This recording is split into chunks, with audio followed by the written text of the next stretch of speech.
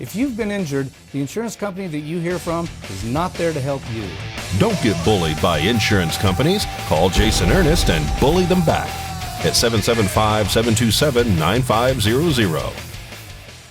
For patients, especially those coming from a distance, those who have mobility issues, and those that have family members they want to include in their visits, it can be very, very convenient.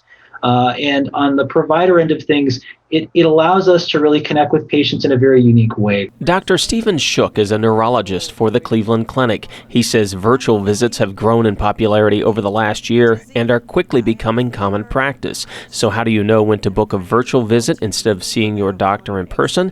He says it really depends on the type of care you're receiving. Virtual visits are perfect for common symptoms like back pain, sore throat, cough, rash, or a mild fever. They can also be good for counseling, chronic disease management, and getting a second opinion from most specialists. However, if you need something like an eye exam, that would be better in person, and you should always go in for urgent medical needs. The one visit that is absolutely not appropriate for virtual health is emergency care.